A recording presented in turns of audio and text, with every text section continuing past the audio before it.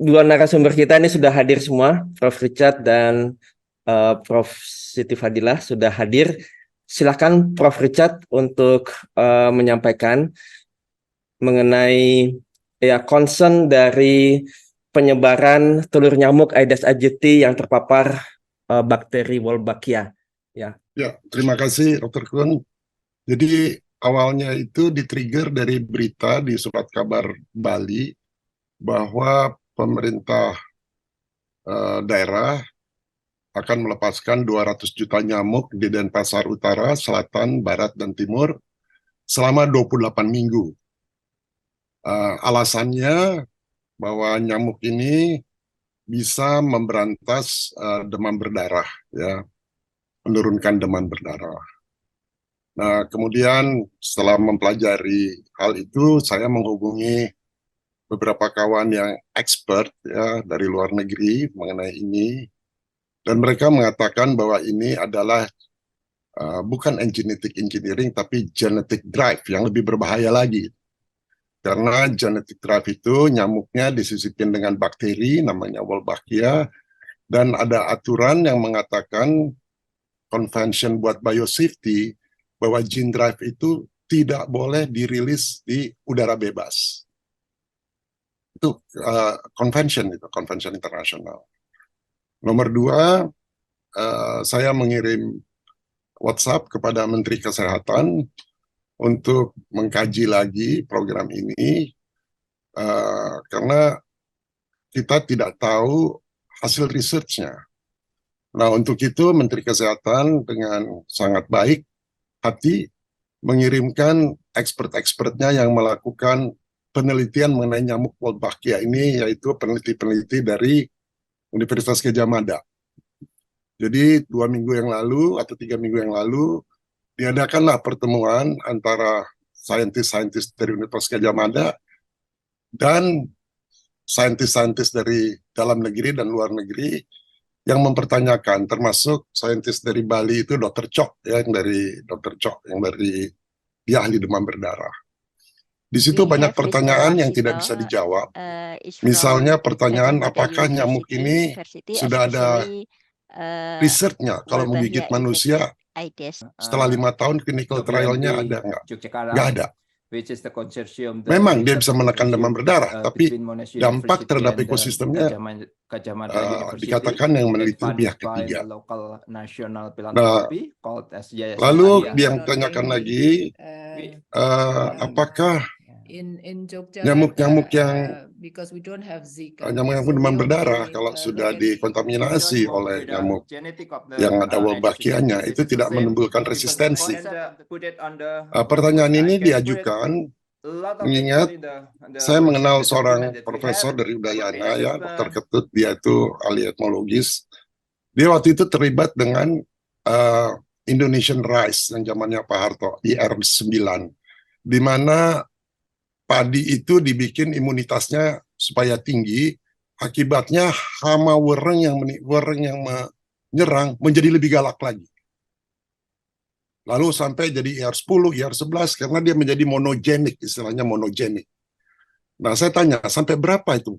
Ya, kita sampai IR39 tuh. Kalah terus kita. Orangnya makin lama makin galak. Jadi cara penyelesaiannya gimana? Kita kembalikan lagi. Resistensinya kita turunin, padi itu menjadi poligenik, sehingga warnanya juga jinak. Lalu saya tanya, analoginya gimana dengan nyamuk? Sama juga, kalau nyamuk demam berdarah kita coba berantas dengan nyamuk Wolbachia, mungkin tahun pertama, 2 tahun pertama dia akan turun, tapi tahun ketiga, keempat, dia akan mempunyai homeostasis yang akan melawan. Ya, dan kalau dia melawan, makin galak lagi. Nah, jadi yang itu belum diteliti. Nah, kalau kita lihat di Singapura, penelitiannya itu di lab. Nah, hal-hal seperti ini yang kita pertanyakan kepada para ilmuwan di Universitas Gadjah Mada, dan saking serunya pertanyaannya itu, satu-satu mereka keluar dari forum, nggak bisa melanjutkan. Yang memimpin Profesor Utari karena nggak bisa menjawab. I cannot stay long, but I'm sorry. It's okay, Bu. But you summarize very well, Bu. Yeah. Very well. Thank you, Pak, Ibu. Sorry, Richard, I have to go. Oke, Pak Warsito, Yes, thank you very much. Yaller. Any Thank you very much. information, just text me, just email. Akhirnya mereka sebelum keluar mereka mengatakan harap dipisahkan, kita hanya melakukan riset saja. Tapi soal pelepasan di Bali itu bukan urusan kita, itu urusan pemerintah. Ya. Sekarang nyamuk-nyamuk seperti ini sekarang dilepas di Amerika. Di Amerika itu nggak ada malaria. Kenapa harus dilepas nyamuk-nyamuk seperti ini? Nah, kita mengkaji lagi lebih dalam. Ternyata Bill Gates tahun 2010 mempatenkan ya bagaimana mengkomputerisasi manusia dengan ditransmisikan sehingga menjadi computerized. Sekarang di computerized. Jadi tahun 2010 dia patenkan. Dan untuk penyebaran nyamuk ini, kalau baca itu juga sudah dipatenkan dan tidak bisa didispute paten itu. Tidak bisa didispute. Luar biasa kan, dia punya paten nggak bisa didispute. Dan kalau saudara-saudara perhatikan, tahun 2024 akan bikin pabrik vaksin di Bali untuk malaria. Nah, jadi melihat titik-titik seperti ini, kita akhirnya melaporkan kepada Badan Keamanan Nasional. Apakah pelepasan nyamuk oleh Departemen Kesehatan sudah berkoordinasi dengan Departemen Ketahanan, sudah berkoordinasi dengan BAIS, sudah berkoordinasi dengan BIK. Dan nyamuk-nyamuk ini juga sudah dilepas di Semarang, dilepas di Jogja. Sekarang kenapa Bali yang menjadi perhatian? Karena saya saat ini berada di Bali 2 bulan terakhir ini, saya melihat banyak orang-orang asing yang di sini yang sangat ketakutan dengan ini. Dan mereka mengatakan ya, bahwa kalau nyamuk Bali diserang oleh nyamuk-nyamuk seperti ini, maka turis akan membatalkan kedatangannya. Dengan membatalkan kedatangannya, akibatnya para pekerja di sini tidak akan kehilangan pekerjaannya. Oleh karena itu, 2 minggu yang lalu ada pertemuan dengan Asosiasi Serikat Pekerja. Ya. Jadi, Bali itu adalah wajah Indonesia. Orang luar negeri banyak tidak tahu mengenai Indonesia, tapi tahu mengenai Bali. Jadi ketika akan terjadi sesuatu dengan Bali, maka yang kena ada dampaknya adalah seluruh Indonesia. Oleh karena itu, kami mengadakan beberapa pertemuan seperti ini, bukan yang mau membatalkan, tapi setidaknya untuk Bali ditunda dulu. Ya, kalau bisa ada tempat-tempat lain, silakan saya bilang, tapi Bali terlalu risikonya terlalu besar. Dan selama 2 bulan terakhir ini, saya melihat riset dari Departemen Kesehatan mengatakan bahwa meningkatnya populasi demam berdarah, padahal bukan endemi, sangat rendah sebenarnya ya. Itu disebabkan karena cuaca. Coba kita lihat, kalau saudara-saudara perhatikan 1 bulan terakhir ini di Bali, banyak sekali brimob-brimob, ya, banyak sekali chemtrail. Kalau you lihat air sekarang ini sudah tinggal separuhnya. Jadi kalau Bali kebakaran, air nggak ada, ya, air nggak ada. Coba saudara perhatiin, saya punya dokumentasinya, saya dokumentasi itu. Di Sanur, di Kuta, brimob-brimob, lalu pemadam kebakaran, kapal-kapal terbang yang bikin chemtrails, ya. Nah, saya melihat pola ini sama dengan di Maui. Di Maui, pada bulan Maret dilepaskan nyamuk, juga seperti ini, dan 5 bulan kemudian, bulan Agustus tidak bisa dikontrol. Dan akibatnya apa? Memang waktu itu juga air persis keadaannya kayak di Bali, nggak ada air, sehingga pemadam kebakaran nggak bisa kerja. Akhirnya rumah-rumah yang tidak ada nyamuknya, itu diberi petak biru, dan rumah yang lain, Maui dibakar, bukan terbakar itu, dibakar. Bayangkan, ya, posisi Maui itu seperti Bali juga, tempat turis, dia juga island, ya, ke pulau. Saya lihat pattern-pattern ini, pattern-pattern yang jangan dibilang ini teori konspirasi ya, tapi kok nyamuk tiba-tiba tersebar di berbagai banyak negara. Dan yang cilakanya, ini disponsori oleh World Mosquito Program yang terdiri hanya dari 12 negara yang akan menjadi kelinci percobaan. Negaranya antara lain namanya Kiribati. Pernah dengar nama negara Kiribati? Kiribati, New Caledonia, Fiji, Vanuatu, kayak gitu, termasuk Indonesia. Ya. Dan kalau memang concernnya adalah dengue fever itu belum menjadi epidemi dan sangat kecil ininya korban karena itu. Dan kemudian kami mengusulkan sebaiknya dana-dana itu dipakai lebih baik, berikan kepada masyarakat untuk membersihkan parit-parit, ya berikan dengan fumigasi, karena 3 tahun terakhir ini setelah COVID tidak ada fumigasi. Kenapa kita harus diserang dengan 200 nyamuk? Saudara-saudara bayangkan, di Bali ini tempat orang meditasi, tempat turis. Kalau kita meditasi, ada 1 nyamuk aja sudah mengganggu kita. Sekarang ada 2 nyamuk, ada 3 nyamuk, ada 4 nyamuk, ada 5 nyamuk, ada 6 nyamuk, ada 7 nyamuk, ada 8 nyamuk. Ini baru sampai 8 nih saya hitung. Ini 200 juta, saudara-saudara. Nah, modus operandinya, nyamuk-nyamuk ini ditaruh di dalam gelas, dan gelas ini dibagikan kepada 44 desa, kepada masyarakat, yang berisi telur nyamuk. Nah, nanti masyarakat dikasih instruksi, harus kasih pil, kasih air, 2 minggu kemudian bertebaran di rumahnya, puluhan ribu nyamuk gitu. Nah, masyarakat kan nggak tahu. Saya berkumpul dengan beberapa wartawan senior, saya kasih tahu, nggak tahu. Saya ketemu dengan Profesor Yuda, juga baru dengar. Coba saudara-saudara sampling aja, saudara-saudara ke berbagai tempat tanya, tahu ada program nyamuk nggak? Nggak ada yang tahu. Gitu. Nah, oleh karena itu, saya soal ke Profesor Yuda, minta petunjuk ke beliau, karena beliau itu pernah di pemerintahan selama 9 tahun sebagai dirjen, juga sebagai rektor, dan beliau itu sangat spiritual, dan wawasannya luas sekali. Saya minta guidance lah dari beliau, dan beliau mengatakan, wah Pak, ini kita harus kasih tahu nih, orang-orang di kampus harus kita tahu, mahasiswa-mahasiswa harus dikasih tahu. Saya kira ini saatnya bahwa kita sebagai intelektual di Bali dan sebagai pemuka tokoh masyarakat melakukan sesuatu supaya program ini bisa di-delay di Bali. Karena waktunya tinggal sebentar lagi, tanggal 13 November. Demikian, saudara-saudara, mudah-mudahan informasi awal ini bermanfaat. Nanti Profesor Siti Fadilah bisa melanjutkan. Kembali ke moderator, Pak Kun. Itu Prof, melepaskannya pakai apa toh? Pakai kapal terbang atau pakai apa? Oh enggak Bu, itu di dalam gelas, itu telurnya dikasih ke rakyat ya. Jadi rakyat nanti menandatangani, dia setuju gitu. Lalu gelasnya lalu dikasih pil, lalu ada petunjuknya, pilnya harus dimasukin di dalam gelas dengan sedikit air. Sudah itu ditunggu 2 minggu, nanti dia nyebar sendiri gitu. Ya itu, ya cuma rakyat ini kan, saya bicara lah sama beberapa kelompok masyarakat, mereka bilang mereka takut melakukan itu karena pada waktu COVID itu ada musician yang namanya Jering ya, lalu dia against dengan vaksinasi, lalu dia akhirnya ditangkap. Tapi itu kan beda kasusnya ya soal COVID. Kalau COVID kan memang waktu wabah gitu. Kalau ini kan nyamuk endemi aja belum Bu ya. Dan kalau kita lihat 10 tahun terakhir itu grafiknya turun Bu di seluruh Indonesia gitu. Turun selama 10 tahun terakhir. DBD. Iya DBD Bu, turun jauh. Jadi saya nggak mengerti kenapa dilakukan. Kecuali kalau dia 10 tahun terakhir naik. Ini dia ada di bottom. Nah, di bawah. Ya, ada di bawah. Ya di bawah sekarang ada lonjakan sedikit karena cuaca, tapi masih jauh di bawah dibandingkan 10 tahun yang lalu.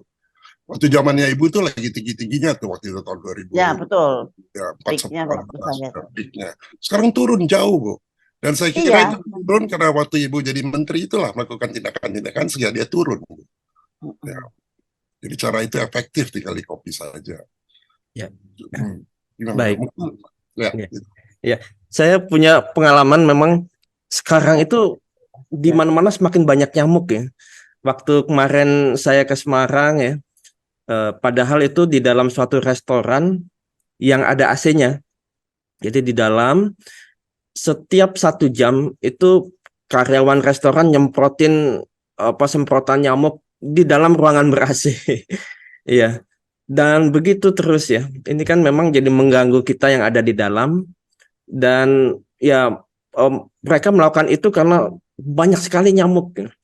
Dan saya coba tanya ya teman-teman yang ada di daerah sekitar Semarang dan juga even di Jakarta Barat dan lain-lain. Mereka mengatakan bahwa wah sekarang kok banyak nyamuk ya. Tidak seperti sebelumnya. Nah ini yang juga menjadi concern kita ya. Kalau sudah semakin banyak nyamuk ya, penyebaran ini semakin masif, ini bagaimana? Pelabu hanya untuk malaria. Untuk malaria ya, iya. Dan Zika, malaria dan Zika. Jadi nyamuk Aedes aegypti itu kalau pagi sampai sore itu dia bawa nyamuk chikungunya atau demam berdarah. Mereka kalau ada demam berdarah chikungunya nggak ada. Kalau ada chikungunya demam berdarahnya tidak ada. Jadi harus satu doang. Nah, kemudian kalau malam dia bawa Zika Oh, untuk iya. Japanese Valencia. Tapi anyway, pemakaian kelambu itu efektif karena mencegah kita dari malaria, mencegah kita dari Zika. Zika. Jadi sekaligus gitu. Ya. Betul, betul. Ya, tipe kita ada yang golongan darah O, A atau AB gitu. Apakah mereka sudah meneliti itu? Dan juga terhadap lingkungan gitu ya. Apakah mereka sudah meneliti itu? Bagaimana Prof ini mengenai penelitian mereka dari UGM tersebut? Ya, saya baca penelitiannya ya. Jadi mereka melepaskan nyamuk-nyamuk itu di beberapa desa yang prevalensinya tinggi, sudah itu dilihat turun. Hanya itu aja. Ya, dilihat dari berapa yang masuk ke hospital, berapa yang kena penyakit. Tetapi terhadap golongan darah tidak ada penelitiannya sama sekali. Bahkan ketika itu Pak Kun hadir ya kepada Dr. Wiranto, kita tanya ini gimana kalau orang digigit. Dia bilang nggak apa-apa, saya digigit nggak apa-apa. Bukan itu maksud kita. Clinical trial-nya ada nggak? Efek setelah 2 tahun, 3 tahun, 5 tahun ada nggak? Lalu kami sampaikan juga kalau kita mau mencoba sesuatu metode atau vaksin atau whatever, itu kan harus ada clinical trial, ya, harus ada in vitro, harus ada in vivo, lalu ada clinical phase 1, clinical phase 2, itu ada nggak? Nggak ada clinical phase 1, 2, 3 itu nggak ada gitu. Jadi langsung dicoba di Jogja ya kepada, itu kan sudah in vivo, nggak bisa begitu gitu. Belum clinical phase 1, itu masih tingkatan lab. Kalau lab itu masih tahap awal banget gitu. Jadi kaidah-kaidah itu pun secara objektif, karena kebetulan background saya ilmuwan, saya lihat ini nggak mengikuti kaidah-kaidah itu gitu. Lalu ketika ditanya efek terhadap ekosistem bagaimana, dibilang kita nggak meneliti itu, yang meneliti pihak ketiga yang lain. Reportnya saya belum baca yang itu ya, apa yang diteliti gitu. Tapi dari hasil diskusi kemarin juga kita tahu untuk lebah itu akan terpengaruh lebah itu.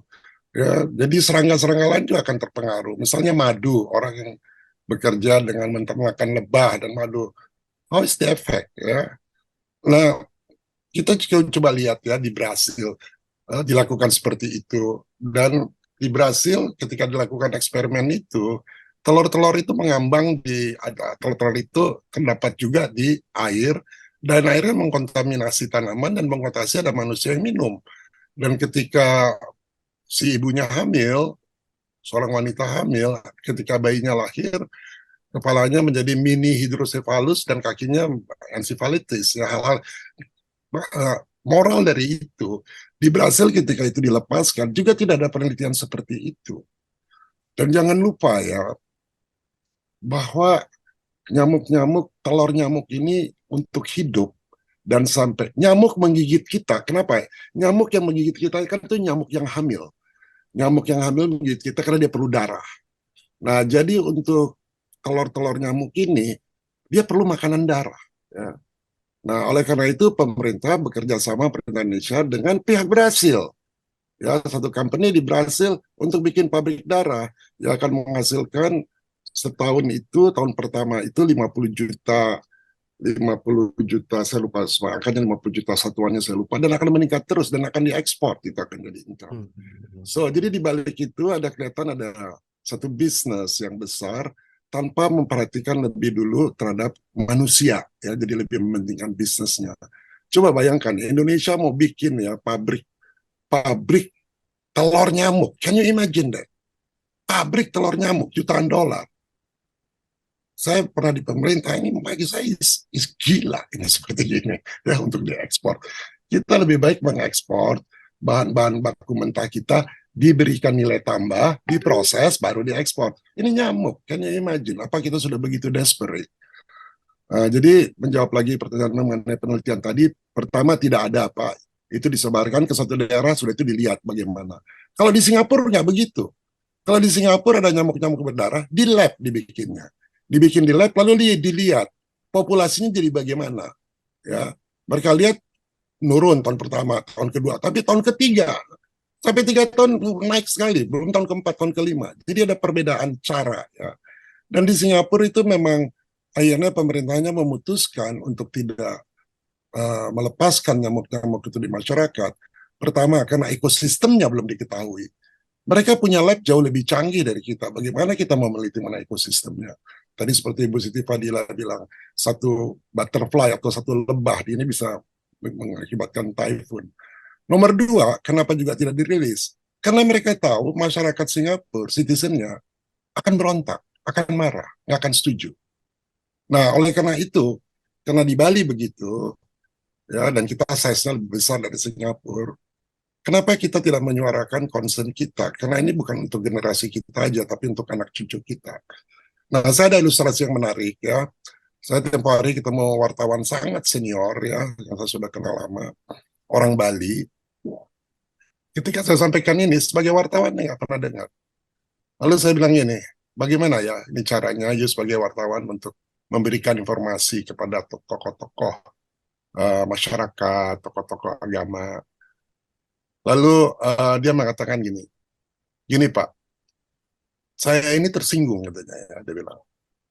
Karena pemerintah pusat mengatakan semua yang kita program dari pusat ke Bali pasti berhasil. Saya bilang, kenapa kamu harus tersinggung? Harusnya bangga dong berhasil. Enggak Pak, kita dianggap bodoh, dia bilang gitu. Semua apa aja kita jadi kelinci percobaan. Pasti berhasil, yang bagus berhasil, yang jelek berhasil.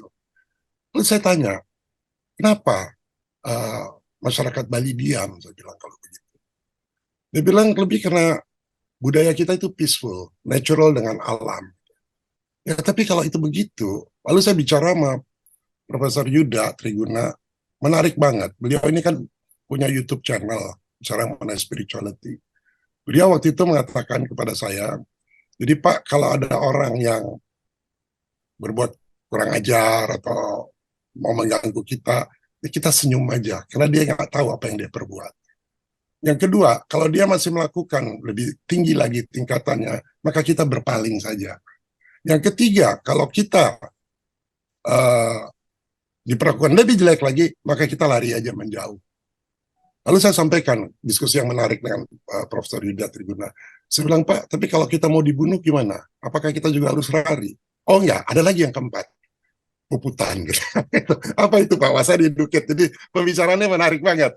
Saya bilang, wah orang Bali bukan penakut ya, berani banget. Iya Pak, tapi kita peaceful dulu. Tapi kalau udah kebangetan, dia bilang, itu Pak.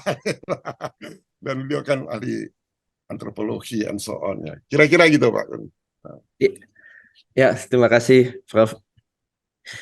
Kemudian ada juga hal yang menarik Prof. Jadi mengenai penyebaran nyamuk ini tentunya kan juga karena jumlahnya jutaan tadi sampai ratusan juta. Apakah semuanya difabrikasi di Indonesia atau mungkin sudah mulai kita mengimpor telur nyamuk dari luar karena kebutuhan penyebaran ini ya? Kalau permasalahan berikutnya, kalau kita impor, apakah kita yakin yang diimpor telur nyamuk itu tidak disusupi atau diselundupi misalnya nanoteknologi ataupun salah satu penyakit ataupun yang lainnya? Ini juga menjadi pertanyaan bagi kita gitu. Kemudian siapa yang memverifikasi ini? Pertanyaannya bagus banget ya. Ya. Jadi sekarang ini untuk sementara yang program ini itu kan perlu darah ya. Nah darahnya itu setahu saya dan saya baca itu kerjasama dengan Brasil yang memang dia memproduksi darah untuk nyamuk-nyamuk. Nah tapi kita akan dapatkan bantuan technical assistant, nanti kita akan buat pabrik, kita bikin dulu sendiri di sini. Soal apakah itu nanti disusupi, itu tidak ada karena yang menerima itu kan pemerintah, kita tidak tahu, makanya perlu transparansi. Ya, nah saya kira concernnya Pak Kun itu sebaiknya disampaikan kepada national security kita, gitu ya. Karena pada tahun 2017 ada perjanjian di antara menteri di kabinet bahwa kalau sebuah departemen, sebuah ministry mau melakukan sesuatu, maka dia harus berkoordinasi. Setahu saya tidak ada koordinasi ini dengan kesehatan, dengan departemen pertahanan. Setahu saya tidak ada koordinasi dengan BAIS, dengan BIN. Karena buktinya kemarin waktu kita ke BAIS, mereka nggak tahu mengenai ini, malah berterima kasih sekali kita kasih tahu. Jadi kita harus concern karena perang sekarang ini bukan perang lagi dengan pakai nuklir, tapi memakai bioweapon. Saya nggak mau mengarah ke sana, tapi tren saat ini memang begitu, ke sana saat itu. Dan Bali posisinya sangat strategis dan bisa mempengaruhi ekonomi bukan hanya Bali, tapi ke seluruh Indonesia. Mudah-mudahan menjawab, Pak Kun. Ya, Mbak, menjawab sekali, Prof. Ya. Jadi Ibu banyak Siti sekali. Fadila, tolong Ibu ceritakan pengalaman Ibu, khususnya kepada masyarakat Bali waktu mau dijadikan kelinci percobaan dengan 950.000 vaksin itu, Bu. Dan akibatnya apa, dan sekarang gimana akibatnya? Ya akibatnya sekarang di sana Nah, Ibu stop programnya, tapi ketika Ibu nggak menjabat lagi itu diteruskan, dan mungkin Ibu Ya. bisa cerita sedikit, Bu. Saya cerita dari awal ya. Ya, tiba-tiba ada program untuk memvaksinasi, mengimunisasi bayi dan anak-anak itu 950.000 di Bali. Nah, kenapa di Bali saya nggak tahu. Mestinya karena Bali itu kota internasional ya. Nah, terus kemudian saya stop dan saya apa sih ini? Oh ternyata ini adalah vaksin Japanese encephalitis. Padahal di Indonesia itu kalau encephalitis atau radang otak itu tidak disebabkan oleh virus Japanese. Biasanya kalau radang otak disebabkan oleh karena TBC kalau di Indonesia. Kenapa dikasih imun ini? Siapa bilang kalau di Bali ada kayak gini? Di Bali nggak pernah ada itu. Nah, tapi saya stop. Saya nyesel sekali kenapa vaksinnya tidak saya musnahkan gitu loh Pak. Tapi aku mikirnya waktu itu kan itu duit. Tak musnahkan nanti gimana gitu. Jadi cuman saya sembunyi, saya rampas aja ditaruh di Depkes gitu. Saya lengser, nampaknya diteruskan oleh menteri berikutnya. Ya sudah. Akibatnya sekarang Bali di Indonesia itu mempunyai penderita apa namanya catatan prevalensi Japanese encephalitis yang tertinggi. Japanese encephalitis itu mungkin Zika itu yang untuk orang dewasa.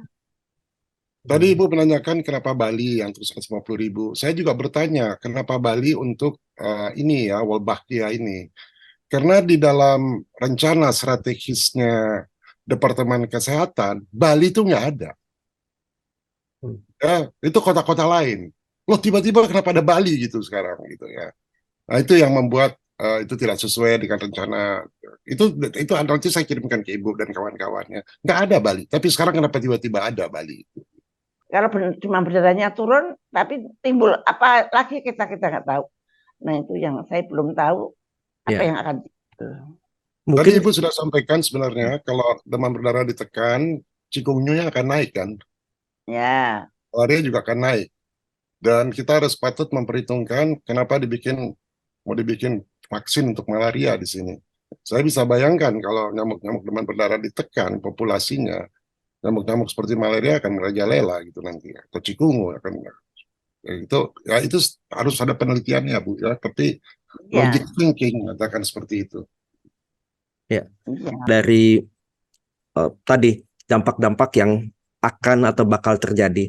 Saya membaca ada satu serangan nyamuk terhadap pesawat terbang di Meksiko.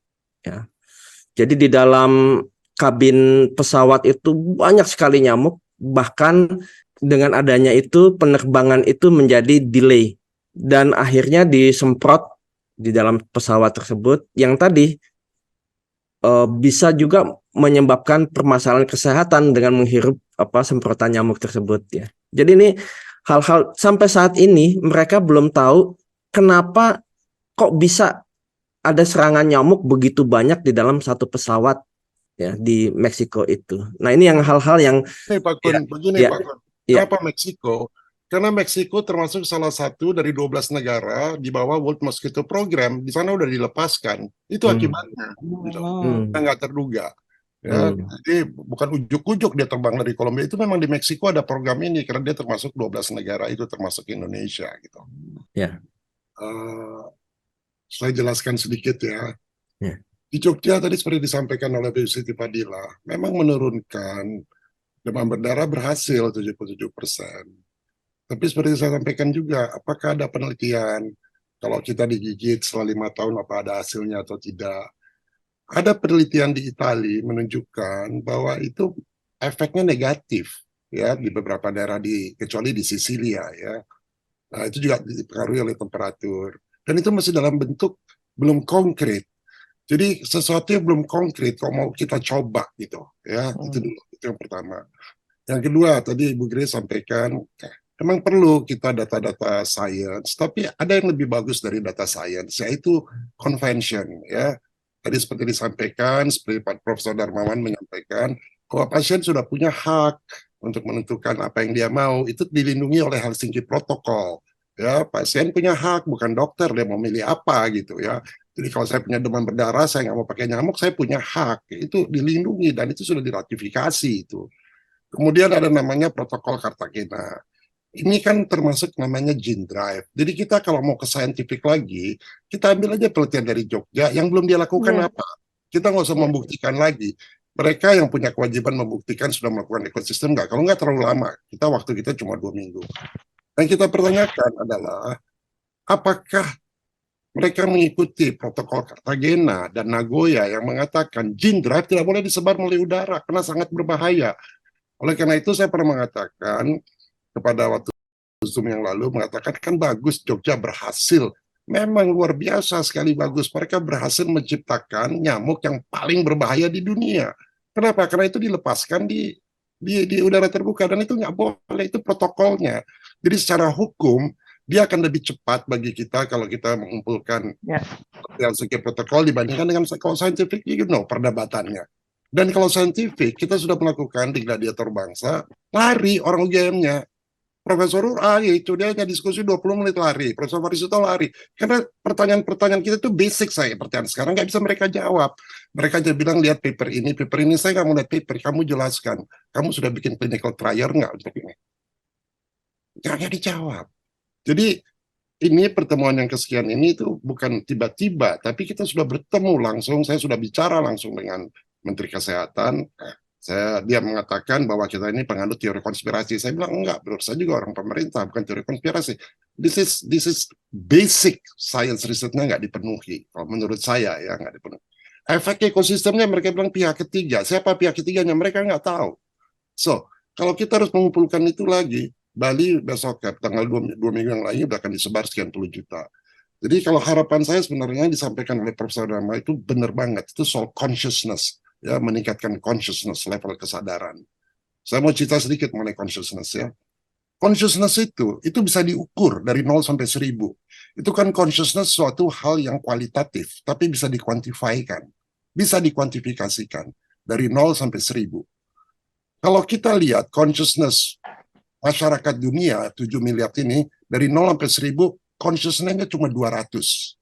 Cuma 200. Dan 85% masyarakat di dunia itu di bawah 200. Hanya 15% yang di atas 200. Ya. Nah, saya menganggap kawan-kawan yang di sini adalah orang-orang yang di atas 200, yang 15% itu. Kenapa? Walaupun populasinya sedikit, tapi dia bisa memberikan consciousness kepada masyarakat yang level consciousness itu di bawah 200. Nah, tiap manusia punya individu consciousness. Kalau kita berkumpul, jadi individu consciousness-nya Pak Agung, Pak Profesor Siti, Grace, saya itu berbeda. Tapi kalau kita berkumpul secara grup, ada yang namanya group consciousness. Ya, ada yang namanya pulau consciousness. Bali punya consciousness. Ada yang namanya Indonesian consciousness. Ada yang namanya Republic consciousness. Beda, consciousness bangsa Indonesia sama bangsa Cina beda. Consciousness kota Surabaya 50 tahun yang lalu sama kota Surabaya sekarang berbeda. Ya, nah, sekarang ini kan saya katakan 200 itu apa? 200 itu courage. Jadi 85% masyarakat di dunia itu di bawah courage. 200 itu courage. Ya. 150 itu anger. 100 itu fear. 50 guilty, 25 itu shame. 0 bunuh diri. Nah, hanya orang-orang yang di atas 200 punya courage, mau nggak kita bersuara?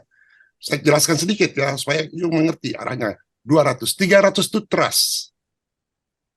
400 itu reason. Jadi kita berargumentasi soal ini, bukan seperti kayak Profesor Darman mengatakan, adalah ini saya setuju, tapi berdasarkan consciousness. Ya, kita berargumentasi dengan reason, 400. Dan itu harus punya courage. Kalau kita usul ini, usul itu, tapi kita nggak punya courage, nggak bersuara, berarti consciousness kita di bawah 200. Statistic wise, ya, di Indonesia, masyarakat yang paling tinggi level kesadarannya di mana? Di Pulau Bali. Berarti seharusnya di atas 200. Mungkin masyarakat Bali 300, trust dia, kalau saya ukur 300, tapi punya reason nggak? Nah, oleh karena itu, menaikkan level consciousness bangsa atau satu kelompok, inilah ujian kita. Kita sebagai yang 15% di sini, kita mau nggak menaikkan level rata-rata kesadaran masyarakat kita yang rata-rata di bawah 200. Saya bicaranya konkret, dan bisa kita ukur. Ya. Satu orang yang punya level kesadaran 400, dia bisa menaikkan 90.000 orang di atas 200. Kan misi kita kan begitu sebenarnya. Harus dengan reason. Di atas reason, 500 itu love. Jadi love, kasih itu cuma 500, jauh di bawah 1000. Ada lagi yang lebih tinggi dari love.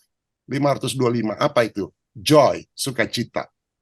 Nah, jadi kita melakukan ini, seperti tadi kata Profesor Yuda, harus dengan beradab dan harus dengan sukacita kita lakukan ini. Ini opportunity kita untuk menaikkan level consciousness dari Bali ini, dan mudah-mudahan akan menyebar ke Indonesia. Kalau orang bisa lihat Bali berani seperti ini yang dianggap, tadi saya bilang, wartawan itu bilang, kita ini saya malu dibilang Bali ini, kalau dibikin program apa aja, nurut aja, seolah-olah kita bodoh. Enggak, kita ini belajar dengan nature, tapi kita tunjukkan, kita juga punya reason, kita juga punya love, kita punya sukacita. Kita lakukan ini karena kita love bangsanya dan kita sukacita menaikkan level kesadaran mereka. It's not about like and dislike, it's a mission of everyone. Tugas kita lahir di bumi ini untuk menaikkan level consciousness setiap orang.